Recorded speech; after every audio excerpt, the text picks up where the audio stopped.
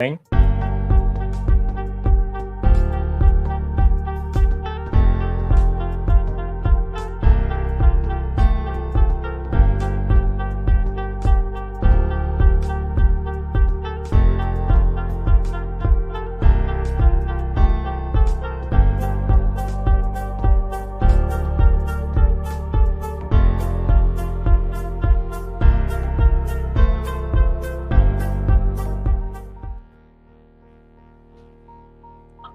What is up, guys? We're finally live, Manish. It's a long Yeah, time. finally, we are live. Oh wow, this is amazing! Thank you so much for tuning in, guys. This is amazing. Uh, and let's start the show, shall we, Manish? Yeah, sure. Let's start. All right.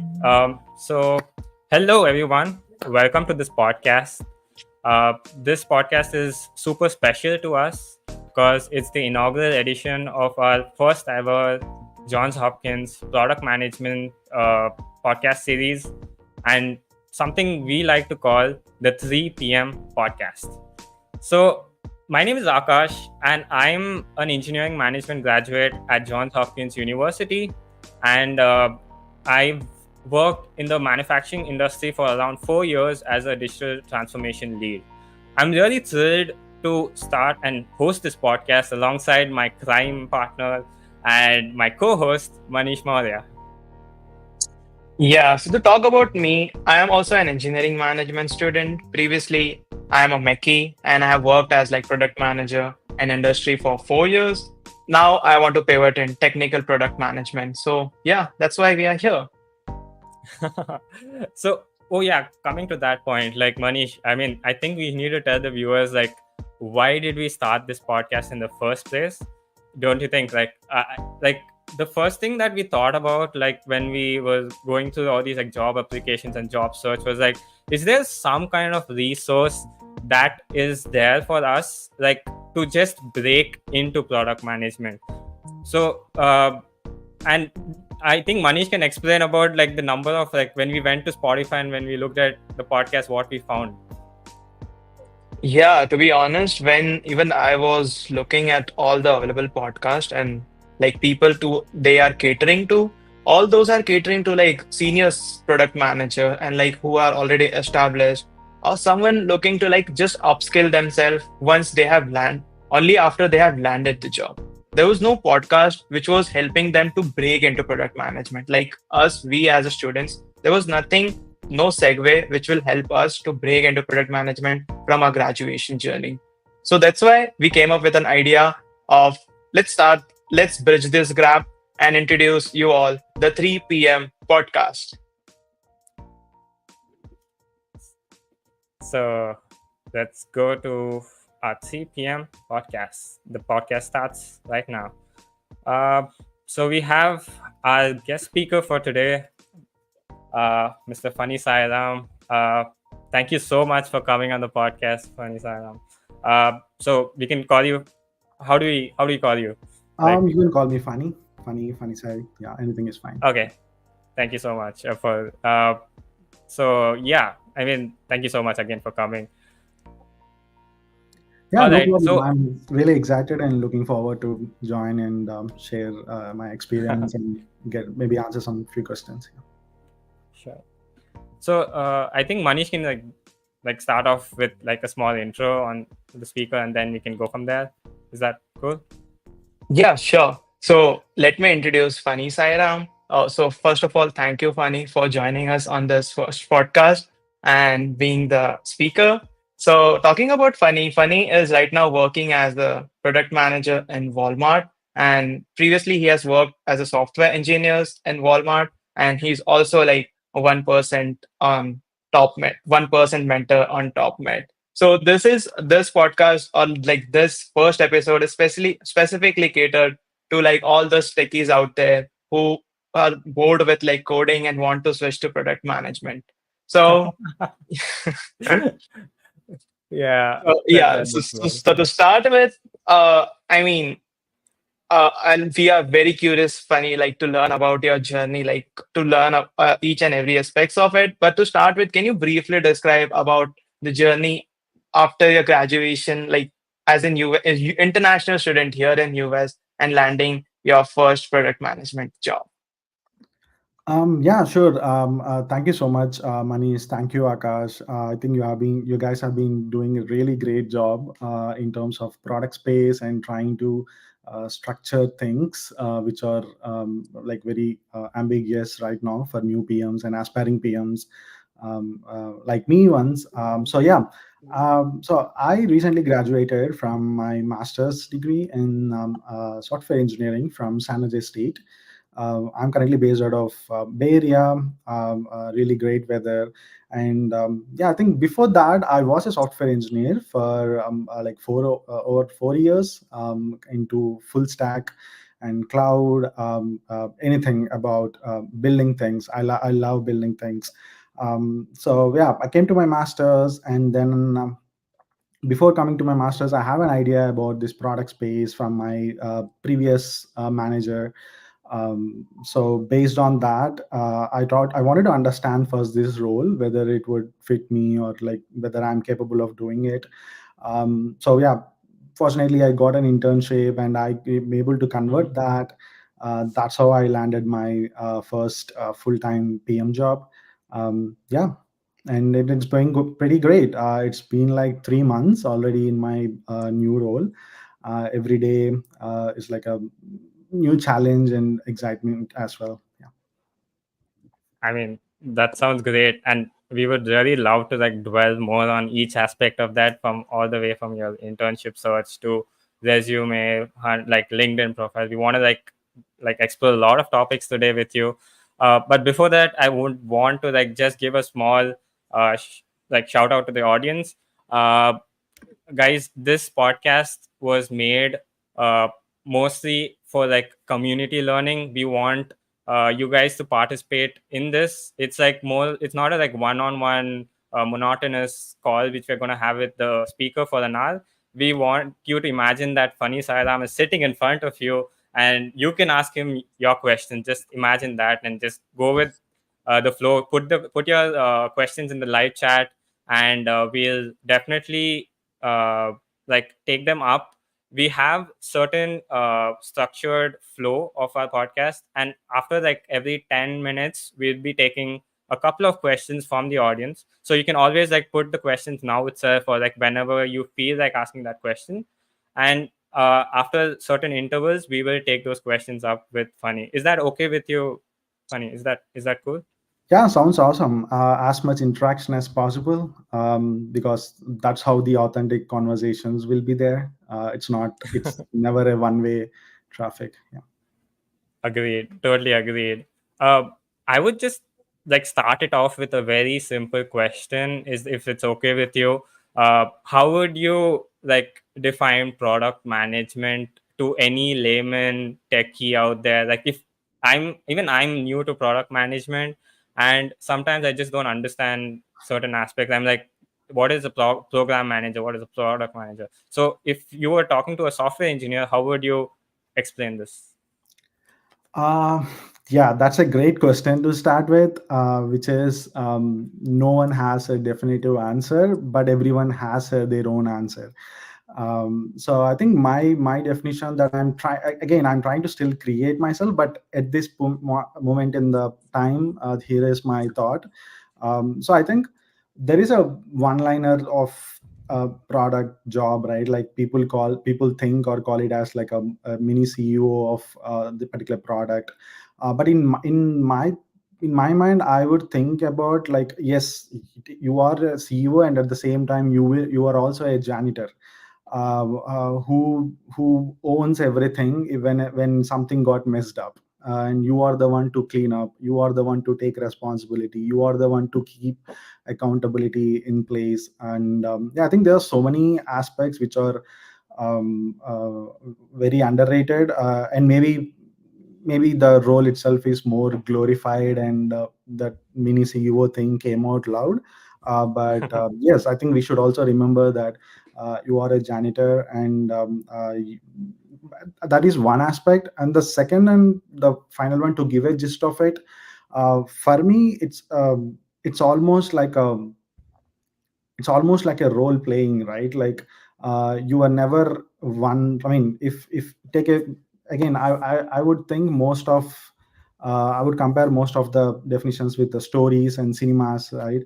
That's what my inspirations come from. So if you take the PM job, one day you will be like a director. One day you will be a producer where you need to gather resources. One day you're gonna become an actor and just show, hey, this is our vision of reaching towards that particular point. So it's like a one person, one role with many lives. So Mhm. there is no dedicated definition of that. But yeah, I was more inclined towards being a janitor, because that's the most underrated part of this role.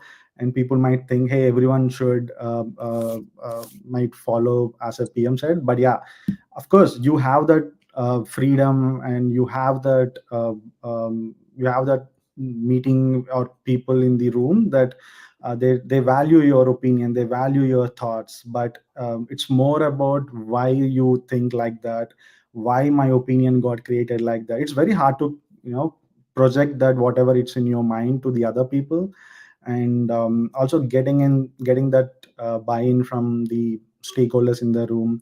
And again, end of the day, even if you have done like 10 to 50 things, there will always be five more left that are unfinished. Yeah. So it's never like, for me, I'm trying to compare during my past life as an engineer and current the PM life. So yeah, that's where most of my thoughts as of now. So I would say just um, uh, the janitor more than a mini CEO, because many people already think that okay, this role is more glorified, but I would put it like that.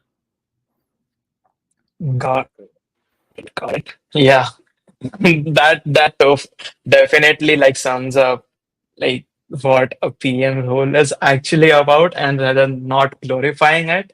So just like on the same line, I want to ask like, so you were previously working as a software engineer for 4 years. Right? So what was your inspiration, like which triggered or like which at what moment you thought like, okay, I have to transition from software development to product management? Can you talk about that transition or like the inspiration? Yeah, I think that's a good question too, because as an engineer, you can imagine, like I already carry that 4 years of experience with me. I know pretty much. I learned pretty much the like deployments from building from scratch, the production, everything, right? But still, I think somewhere I felt I was moving into a comfort zone, where even though the technology and all those problems are still interesting for me, I think problems in engineering are kind of what I felt is more structured. And I want to tap into the area of unstructured problems, even at the beginning of that problem, like thinking about why people think this is a problem. um, and if we solve this for now, like what would happen later, like what other problems might come in. So I think all this of point number one is problem solving. I want to go deep dive into the problem solving, like from the origin, like where does it start, everything. And the second is, I want to gain more visibility, to be honest. Of course, as an engineer, you are the, I mean, because I highly value an engineer becoming a PM, or an engineer becoming something, because an engineer can do anything, at least in my perspective. That's how we are trained for. So I think, at the end of the day, even though engineer is solving the actual problem, we need something more impactful role, and at the same time, we need more visibility for that particular role, right? Again, that visibility can come with reward and risk, right? So if you have done Mhm. good job, it's a reward, but if you messed up, it's a risk. So I wanted to move more like a high risk, high reward kind of opportunity, because I already been there like 4 years. Now I wanted to experiment and try myself, like whether this is something I could do for at least next Mm-hmm. 5 years or 6 years. I don't know. At this point, I'm feeling like 4 or 5 years, right? So yeah, I just want to get out of my comfort zone and see what other roles I can explore, and how well I can contribute to that. At the end of the day, Mm-hmm. it's all about customer and business, right? Even though we are an Mm. engineer, we are a product, we are a analyst, it's all about contributing to the company's growth, contributing to customers problems. All of those still remain same. Yeah. Got it. Got it. Yeah, I mean, definitely it makes sense to like try new Mm-hmm. things and get out of the comfort zone and learn new things that eventually adds up to your individual knowledge. So, I also want to understand then, like, how did like your full stack developer knowledge you have like of 4 years. So, how did your previous experience of like a developer contribute or like is contributing in your product manager role right now? Is it helping you to like interact with your developer easily, or like you are able to make a valuable point which helps the developer understands very easily how does that dynamic is working out? That's a good one, and I think for me it helps a lot. I can observe that, at least as of now, because when I wanted to understand and see, when I want to understand some gap in these systems, or when I wanted to understand the problem from customer experience perspective and on the systems, I can easily understand and ask right questions. I think what my experience of 4 years gave me is my like give me the capability of asking right questions. So it's not like being from, I mean, starting from zero for me, even though I mean,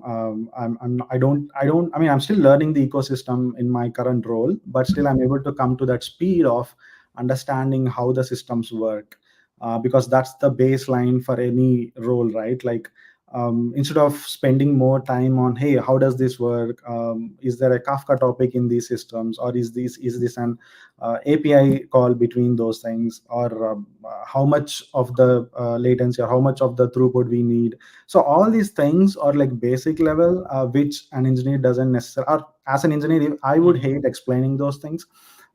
So which feels good for me, because I can understand that already, all that part, and then ask the right question. So to begin with, definitely that experience is helping me to ask right questions, and then expecting the in sometimes maybe challenging the engineering team that, hey, oh, what if we can reduce something there. So again, challenging the sense, at the end of the day, they are the ones, engineering team is the one who will take the final decision in how does this has to be in place. But asking the right question so that I can give them a challenge of, oh, okay, this could can we also explore this path? Is it Mm-hmm. worth exploring this path? So something like that. So I think those discussions are healthy from beginning itself, instead of discussing about, hey, what is this, and something like that. So yeah, it gave me that speed at the head. And Mm-hmm. also during the discussions, the next part and the final part is, even the next future discussions, if they are discussing something or proposing something, hey, maybe in the next 6 months we need to try and stabilize this platform or something like that, I can easily understand where they are pointing towards, and I don't need to ask something. So Mm-hmm. yeah, day-to-day conversations are more productive, I would say, because coming from the tech, I can understand easily, when comparatively, I mean, I don't need to ask unnecessary questions. So yeah, in that point, Makes sense. it would definitely help asking the right questions. I totally Yeah. agree with you, Fanny. It's like having that background in software development does help in like product management roles, and you did tell that aloud for the viewers there. I mean, I personally like wanted to know more about your like how like what made you take that switch, like because I think you're the international student if I'm not wrong. Yep, yep. Okay, so w- I know that like software roles are like also lucrative. So like is it because of the H1B or like that you switch to PM? Do you think like software roles are less sponsored than like like H1B roles? I mean, so sorry, the product management roles. Yeah, that would be a great question, Akash. So I think no, if you take a company, you would see like 20, 30 openings for software engineer role versus there will be hardly 5 openings for a PM job. Because at least in my mind, the in my opinion, the ratio is around like for every one PM, there would be like 5 to 6 engineers. Um, Mm-hmm. on an average across different level of companies, right? Like 1 PM and they're like 4 to 5 PMs. Oh, sorry, 4 to 5 engineers, right? So in that way, definitely engineering openings are way higher than a PM. That's one number one, and number two is engineers are paid highest. If you take any company, engineers are the one who pay highest. Even if we check today on levels.fi, all those things, still the data says that engineering was still paid high. So for me, like the logical part, I mean, previously I told about that, touching the untapped area, like ambiguous problems. How would I go into that? How would I create more impact, right? That's one side of things. And when we talk about these things, the for me the most important is the trade-off. So what I am giving up if I become a PM, and what I will get if I become a PM. So the trade-off is the main thing, right? So definitely we don't enjoy 100% of 100% of what we are doing. Mm-hmm. So my focus is, am I enjoying like maximum like 70% or 75% Mm-hmm. when I compared both roles. So I think that's where I kind of traded off some things, just to understand and give myself a chance that, okay, can I still pursue this, and I mean, how different I'm able to be in this role compared to another PM coming from a different background, right? Even if you look at the LinkedIn, or if you look at many people, there is a uh, don't quote me the data on this, but most PMs come from the engineering background. Even now, even if we look at the job descriptions from the companies, they would value the PM with technical expertise or technical degree, right? Like the computer science or engineering background, because end of the day, it's a product. In engineering, engineers are the one who has to build the product. And coming from that particular background will also give you the bigger picture from so every Amazon description will have something like 10,000 feet view. So that's a perfect definition of a PM, right? So since you are the one who already worked on the ground as an engineer, Mm-hmm. fix the things, build the things from scratch, you will better understand when you go to the 10,000 feet high. And if you look from that particular view, you can clearly understand, and wherever you can eventually have that confidence of deep dive. So definitely there are trade-offs. So I won't say that, hey, PM is like I can get everything on the PM job. So if anyone is trying to make that similar transition Mm-hmm. from not only from engineering, even from any background, right? So evaluating the trade-offs helped me, like, is it okay that I can live with it every day? I wake up in the morning, Agree. am I happy to do this job? At least I'm happy right now, because I know what Yeah. I traded off. So that's why I'm happy, and I don't have the regret yet.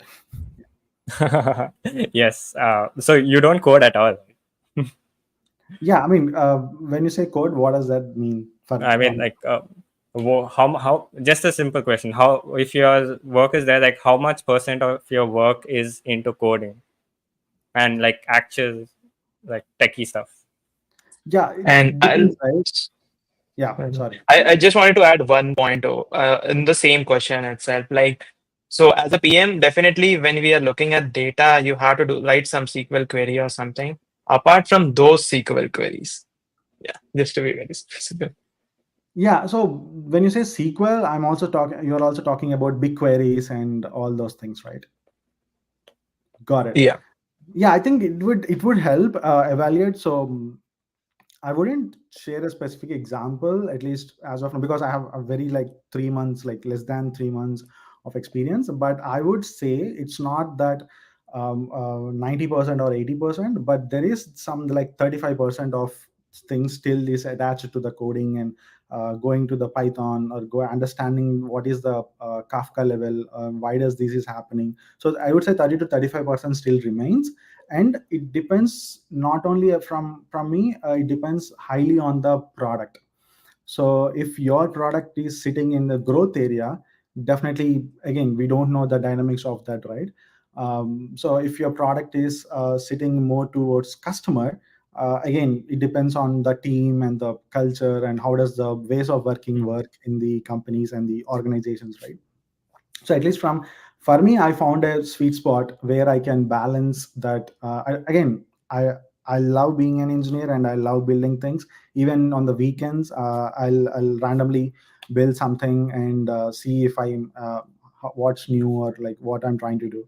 So I like that having the capability of doing things without relying on people. So I don't really wait for someone unless until it's a domain expertise, right? Only if a person can tell this particular solution, then we need to wait. But apart from that, 30 to 35%, I would still say it's connected with coding and all Makes sense. the hands-on stuff. Yeah. Thank you. All right, we are finally into. Thank you so much for that answer, though. And I think now we can go into the Q&A. Manish, don't you think? Like, I think we've got a lot of questions on our live chat, and Yeah. we would really like Funny to like answer a few of them before like going into like the next segment. And audience, if you're listening to this, we will be probably starting the resume review at 3:40. uh, we'll spend around 7 to 8 minutes on each resume. We've got a couple of resumes that we want. Like, I think this was a very high in demand thing where you guys wanted to see how a product management resume looks like. So if you are tuned in, please do not go. You might find some valuable advice from Mr. Phani Sairam on that resumes that we are going to look at. So especially because those resumes have a little bit of CS background as well, so that we've tuned it to the guest speaker as well. So I think we can go with the first audience question. So yeah, so it's on your screen. How does Walmart approach product management differently compared to other retailers? Okay. Yeah. So for this question, again, it's my opinion and the thoughts. So nothing to do with the organization or the company. So for this particular one, how does Walmart approach product differently compared to other retailers? Yeah, I think there is a very, very strong focus on customer. So product management comes with different like data analytics or like tech PMs or business side growth PMs and all, right? But for Walmart, end of the day doesn't matter. It's about the customer pain points. So every meetings or like all the different discussions, or like at least in my opinion and my observation so far, it's very customer focused, and they would always try to see things from a customer point of view. And I think that's a great thing for me to start, because like this is like my full-time first uh, full, I mean, even though I shadow PM before as an engineer, but this is like my first full-time opportunity that I'm 100% fortunate to get into that particular customer focused organization and the culture, because it's very rare to get actual product job, even though some descriptions or some jobs say that it's different, right? So heavily on the customer focused, and then comes the what does the data say. So balancing these two, I think, are the key parts, how Walmart is approaching solving the problems for the customer. Yeah. Got it. I guess we have one That more makes sense. question. Yeah, thank you for answering that. Okay. So we have another question. Can a person become a PM straight out of masters without work ex, or should they aim for like an associate PM? Yeah. So honestly, I don't know the answer. Maybe because I came with some experience. But yeah, I think definitely APM programs are like very highly reputed in the product industry and the culture, right? So in APM program associate, product manager, rotational product manager, RPM, APM from Shopify, Facebook. Yeah, there's so many other companies who is doing this. I think that would be a great start. Um, but if I flip this question, if I have an experience, is it easy or better to get a PM? Still no, because it completely depends on how you are projecting, right? If suppose, let's just say, if your previous background even for like 1 year is like a customer support engineer, right? So that particular engineer knows customer pain points.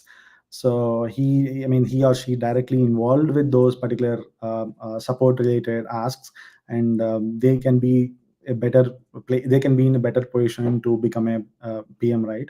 So it's about how do you project, how do you represent your positioning towards that particular job, I would say, and the team of the job. So yeah, honestly, there is no definitive answer from me, at least as of now. Yeah.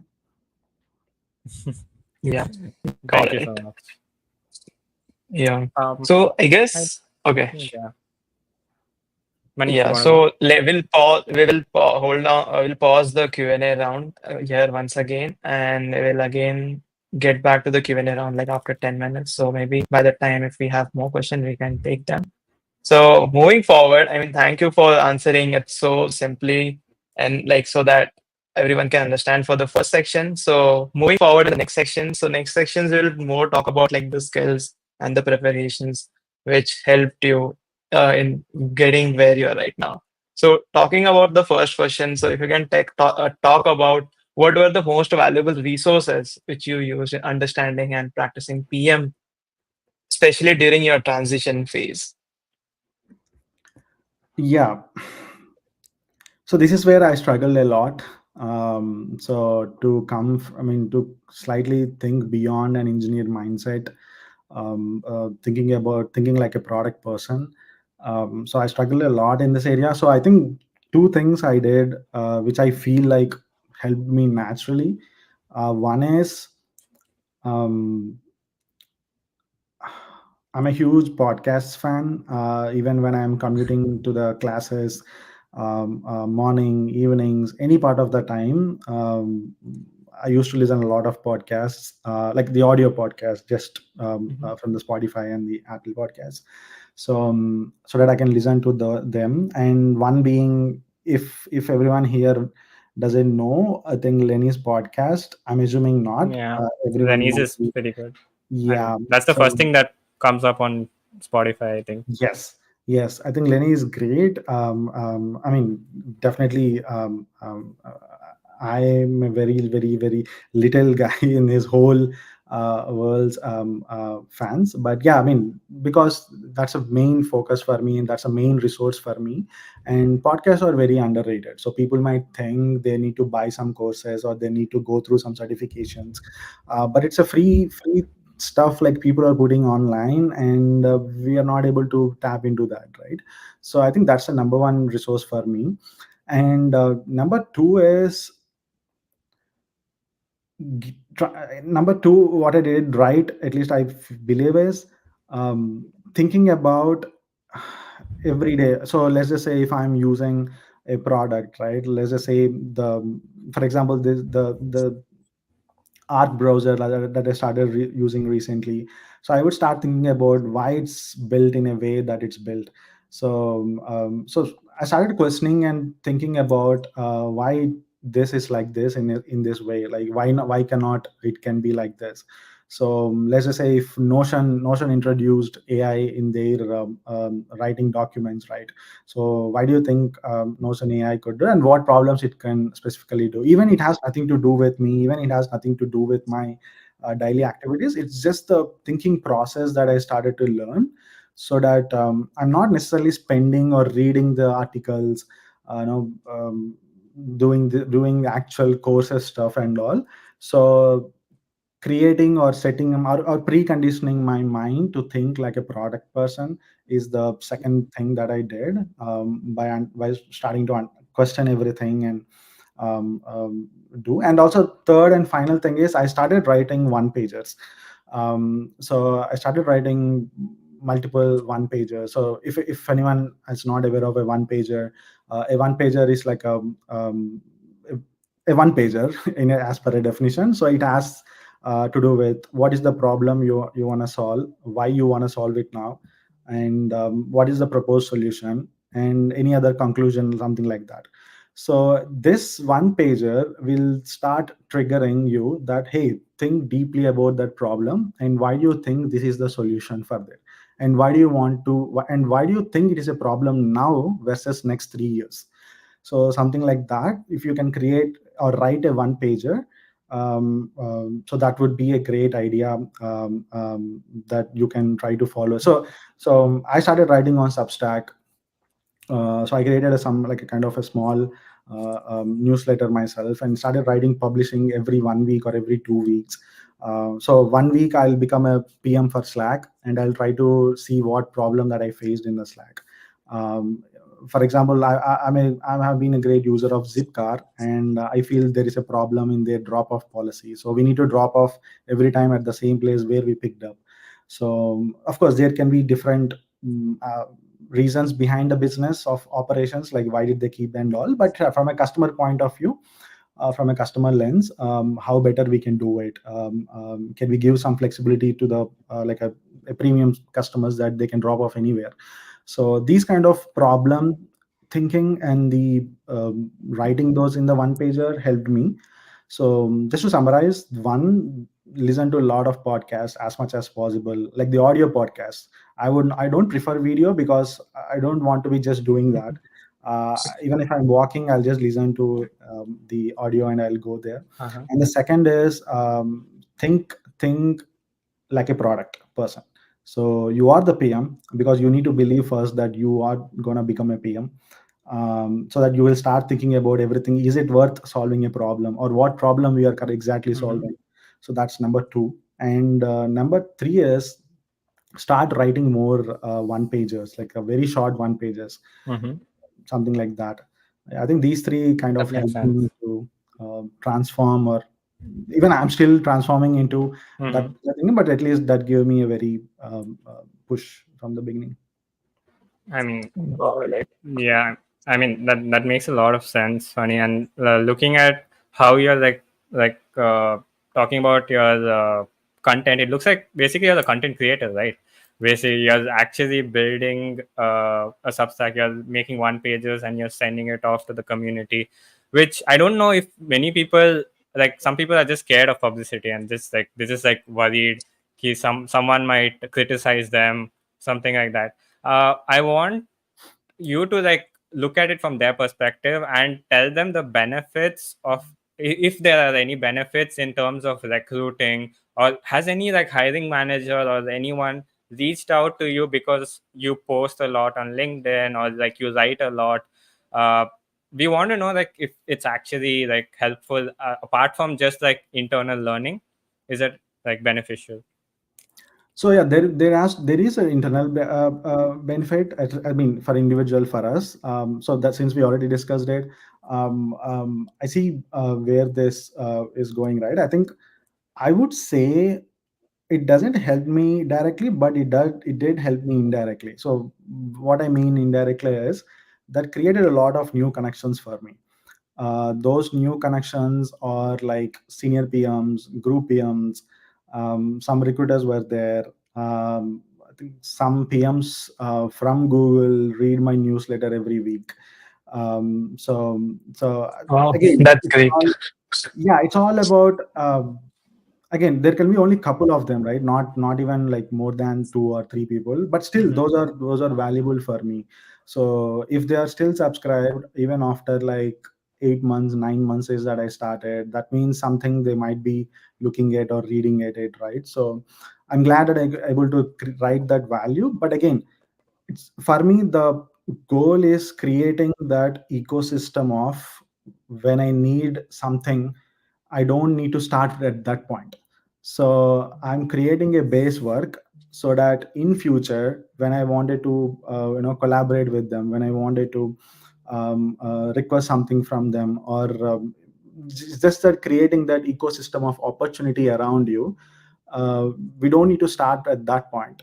So that's my main goal is. So people, I mean, even I feel like that, right? Hey, if I don't get immediate benefit, like what's the point of doing all of this, right? It's unnecessary in a daily day-to-day basis, right? But that's how a PM does. So that's how a product thinking comes from, right? So none of the things that you do, you will see the results next week.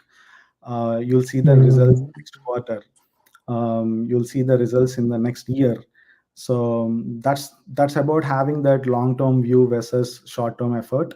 That every step you keep growing, like every week you will see the opportunity someday. So that's my main goal is I never started all of this for getting more attention from recruiters or but it's just that creating myself. Hey, is this person worth because of a company, or is this person worth because of what he is? So that's the main differentiation I'm trying to create Mm-hmm. myself. So that, because we are moving towards, of course there are still resumes, and I strongly believe we are slowly moving towards that. There are resumes and all, but what are you beyond your work, or what are you beyond your professional life? So what exactly is you? Mm-hmm. So people have started observing and respecting that, because it's not easy to do, number one. And number two, that creates a personality around you. So even Mm-hmm. before people meet you, or even before people hire you, so Mm-hmm. they wanted to work with people who are going beyond what is given to them. So I'm just doing the base groundwork for that. So maybe All someday, right. I might, if I keep this going, right? If I drop it in the middle, again, it's on me. So if I keep it going, I can still um, get someday some opportunity. Yeah. Got it, got it. Yeah, and it does make sense, like to create your own brand image and to work on your own brand, which is like different from like your actual core work. Yeah. So seems like we are ready for another Q&A round for our from our audience, and we have got some good number of questions. So let's take the next question, which is from Pradyumna. Do PMs really need in-depth technical knowledge, or just management skills are enough? I would say, again, you can call me biased because I'm coming from engineering background. So you need technical knowledge. Without that, I don't know. Honestly, yeah, this is a very maybe controversial or highly debatable statement. But you have to be, again. So if you ask me, what does a PM do, or where the PM has to be good at? In one statement, I would say you should be able to, you should be the jack of all trades, but at the same time you should master at least one or two skills. And what are those one or two skills is up to us. So right, for me, coming from engineering, I know the tech part and I'm master of that one thing. So even if people talk about ML models, or even if people talk about cloud deployments or latency, I'm happy to join in those conversations, right? I'm very comfortable in that area because I know that's the strength. I have it in my pocket whenever I Mm-hmm. need it. So for this question, I think I would say technical knowledge. Again, technical knowledge is different from technical experience. So you can get technical knowledge by building your own projects, by building your own products. It doesn't necessarily be actual experience in the industry, or something like that. But yeah, it's always great if you can bring your technical knowledge along with you. Management, I honestly don't see it, because it comes with the number of years or experience, or number of situations that you have been in your career, right? So it's more about learning on the fly. But technical knowledge doesn't come like that, so you need to spend some dedicated amount there and build your worth. Got it, got it. Yeah, it Makes totally sense. makes sense as well. Yeah. So let's see if we have next question from our audience. Mm, Oh, it's kind of just like a general, like what's like super like rewarding to you, at least like in your day-to-day life. I like this question, but yeah, you can probably answer it in like a short question so that you can probably move on. Yeah, thanks for that. So yeah, it differs for different people, but I think for me, it about there is no, of course there is a boundary, but it's more of freedom for creativity and exploration. Mm-hmm. So which sometimes we won't get in other roles. So that means, again, for me the rewarding part is you can always go as much breadth as possible, and then when you find that one thing, you can deep dive into that. So I think that breadth Mm. is exploring that breadth, researching part, having that freedom and flexibility of going towards an extent where you feel, hey, okay, let's stop here and go deep dive from this. I think that's the rewarding part.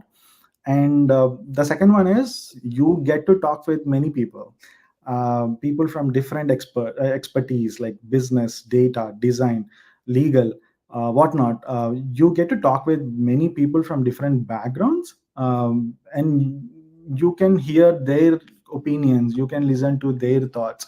So instead of sitting in the same meeting or call with same people who is like technical experts or who is only business experts, um, um, you get to visit different tables in an exhibition.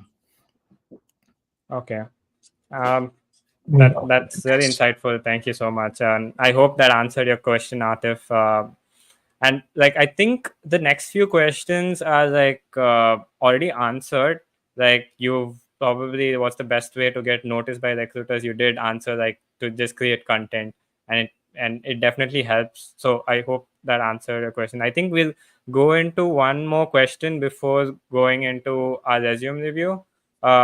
Which you can quickly answer. Probably the one we can look at is mm, let's look at Shubham's question. What are some common misconceptions about product management that beginners should be aware of? Like especially like like while applying maybe. Yeah, I think no one, you are not a manager basically. So even though the title says it's a product manager, Mm-hmm. people might think, oh, manager is like, oh, you are the boss kind of, and there'll be like reportees under you. We don't manage anybody, we manage the product, the life cycle of the product. So that's the thing. I think that's the number one thing. Mm-hmm. Um, Okay. when I asked the similar question to many PMs, like they kind of started on that. In a way, it makes sense because I honestly don't think why this role is named as product manager. It should more be like a product innovator or product engineer, Mm-hmm. maybe, I don't know. So manager is more of misleading because nobody reports to us. I mean, unless you're the senior PM or those level. Mm. Makes There is, sense. you are not in command basically, you are the leader.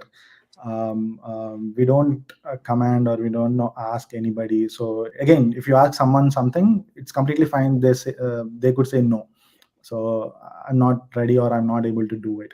But you are the leader to push that, hey, why do you think that this is important for us to do? So how do you pull the people around, how do you Mm. bring that vision towards everybody, and bring that alignment from people? Yeah. So yeah, there's a lot of difference between management. So that's the main misconception that I would like to share. Yeah. Thank you. Got it, got it. I think Manish, I think we are finally in the most like awaited The section resume of review the podcast. session. Like even I'm like Yeah, excited for this for some reason. I think right. I think the speaker Phani will be obviously excited as well. Let's go directly into this and let me share my screen and we can just look at the resumes quickly. The first resume up is can is my screen visible? I think Yes. it's up on screen. Yeah, perfect. So this is a resume we got from Purdue, and just so this is the work experience, and this is like his resume. I want you to like probably look at like a few major mistakes, minor mistakes in the content, because I think the formatting anyone can fix it at some point, but I think if if the points need to be more aligned to the product management space, I think you can help this person, whoever it is. Okay. Um, so again, for just for the audience, I never hired anyone, but I just looking at least from my resume, like since I Mhm. applied to many companies and jobs, I'm just going on that particular thing. Um, so I think one thing I would immediately say is it would be great if you can highlight the since just like the pricing strategies keyword, right? So that is like a bold, and immediately my eyes will go there, and instead of all the above things, my eyes definitely went there and looking at pricing strategies and market trends, customer interviews, so all of these things. So it would be great from maybe this comes from more of formatting perspective. Mm-hmm. But yeah, highlighting the exact keywords that would help. And also, um, can we go down a bit? Sure. I'm trying to find product keyword. So Okay. far in the top first section, I'm able to see the product keyword in the title, but any nowhere in um, the content I'm not able to find exactly like what product it is, or like is it a platform. Of course there are like customer issues, customer interviews were highlighted, metrics were there, which is good. But yeah, something like okay, product, yeah, even though it's a software engineer, it's all about projecting, right? Like what product you use and um, um, how much this has helped reduced some customer issues, these kind of things. So I think, yeah, I like that second line in the software engineer role, like prioritize critical issues based on customer interviews. So that Hmm. means either that person might or might not be directly in the interview, but at least they're able to bring that word here, like Hmm. customer interviews, right? So that means you worked in an environment where they value customer interviews. So that is good. That And is good. research of perks. Yeah, so I think from an overall perspective, from the experience wise, it would be better if we could highlight like a bold the things, so that you direct. I mean, of course, interviewer or Hmm. recruiter goes through, but at least you can get the first 5 or 7 seconds attention on those particular keywords. And yeah, that's what And I. probably you also said like the titles probably I should be more like product oriented, because like you said, like it's like more like of a software engineer. Is that also what you're trying to say? No, what I meant is the product keywords, right? If you just do like Control F and search for Hmm. the product keyword, how many times we see that product? Yeah. So it's like one is in the title, obviously, title will be there. But yeah, in the Hmm. content, yeah, now look at this, right? So first section is more of student product consultant, but it has no keywords in product. But you are a software engineer, and good that you brought the product. So at least from my perspective, even though the title does say software engineer, this experience is more valuable than the first one. Like even the title has the product, so that's what, right? Many times the title doesn't matter, it changes with companies and teams. So the work Hmm. matters, and in this place I think product stability, product wide, product quality. So yeah, I think these are the things that's important, at least from my opinion, for the product Hmm. perspective. Yeah. I mean, I Got think it. this is good enough. I mean, how would you? I mean, do you want to go to the next resume? Then I think we should probably Yep, move to the we can next go to one. the next. Okay. Hmm.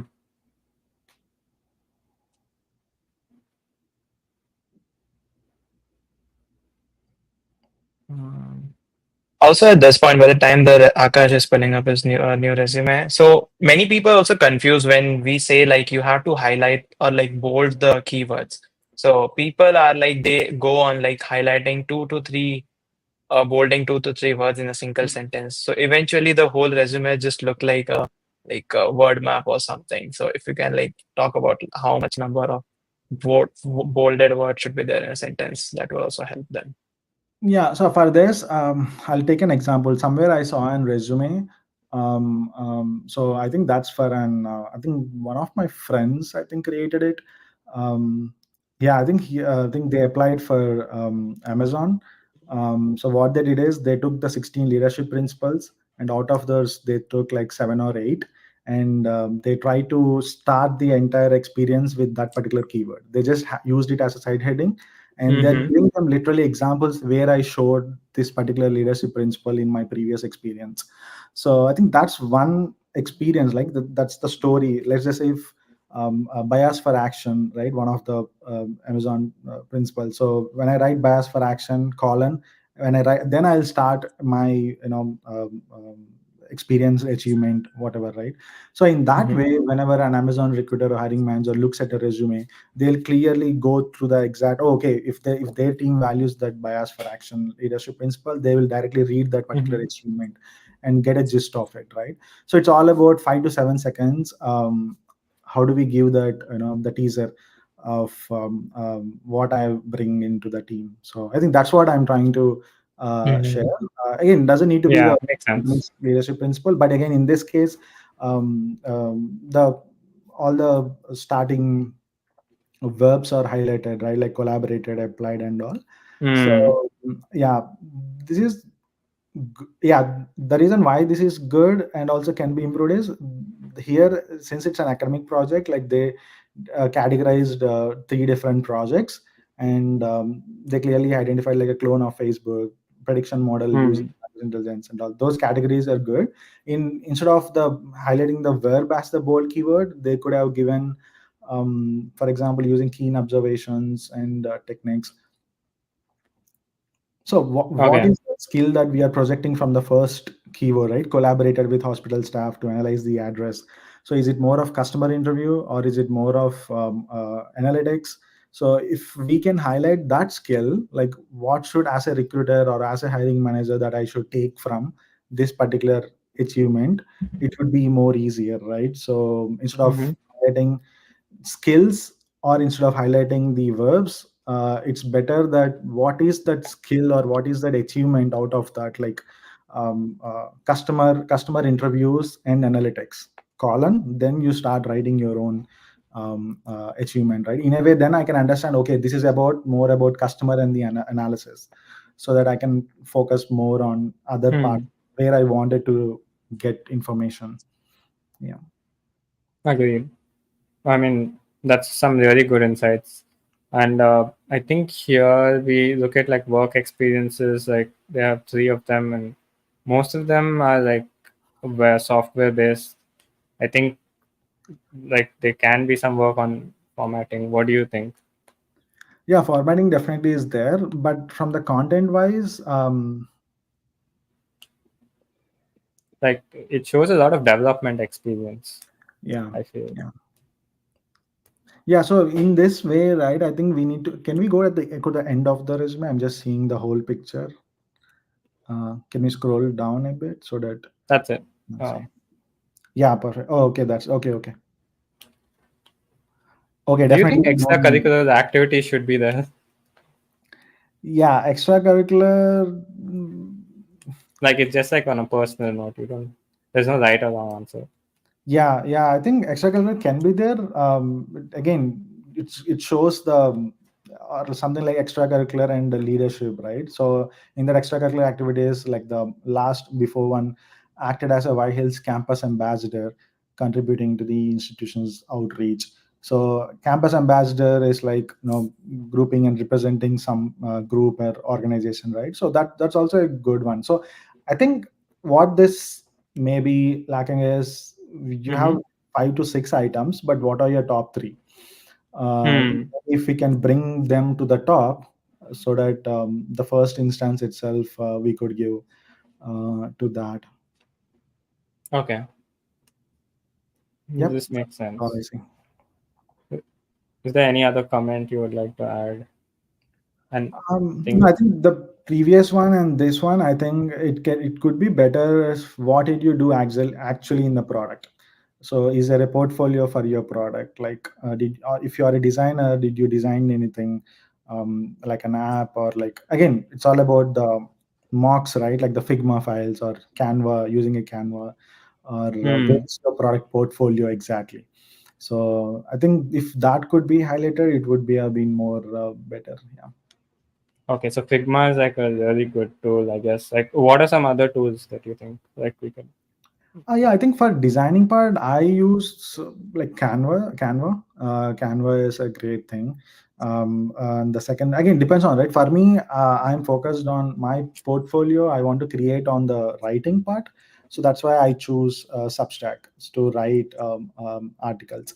So Mm-hmm. you can, if somebody is into UX designing, they can choose Canva or Figma. Or if someone wants to get a technical, Hmm. I mean, if they want to project or showcase the technical knowledge, they can share a GitHub, right? Like, I mean, so what I'm trying to say is, we need to show what we don't have in the work experience. So that's what I'm trying to show. Yeah. Nice. I think that that brings us to like the end probably. Like, I think you covered a lot of topics today, and I have like a couple of notes, like pages of notes of what you shared with us, and I mean, I'm really happy like to put this in the transcripts and summaries as well. But thank you so much for like sharing this. And uh, so Manish, you have any closing thoughts? I mean, I was just going to the Q&A if we have any more question out there, like which was not answered yet. So I was just checking it. Um, do we have? I think Okay, nothing. so seems like we have answered most of them. And Funny, thank you for answering it in a way that people who might have not worked as developer and who might have not have like a direct PM knowledge, they have understood it properly. And I really appreciate all the viewers who tuned in and like actively asked their questions and who shared their resume as well. So thank you so much, all the viewers, and thank you, Funny, for joining and like sharing your time and knowledge with us. Awesome. I'm really happy to share that what I could. I'm just like trying to share whatever I received while I'm exploring. Definitely, it's Mhm. not easy, but taking a step every day wouldn't hurt, and it will definitely help. So try to Mm. come up with like why part. So why you need to become, or why you wanted to become a PM. So that's my starting point. So yeah, happy to please reach out on LinkedIn if any further questions. Oh yeah, definitely. I think that Great. would help the audience a lot. Like, yeah, we'll put the LinkedIn profile of Mr. Sci-Fi Funny Sailam on the chat, so that you guys can always look into his profile and see what he's done on Substack and how he's moved to a product manager role. But for today, that's all we got for you guys. Thank you so much for coming on the podcast, and we really uh, like want to like help as many students as possible. So please stay tuned for the next episode uh, next weekend at the same time, 3 p.m. Thank you so much. And Mani says, let's go for it. All right. Thank you guys. Bye bye. Have a good one. Bye bye. See you guys.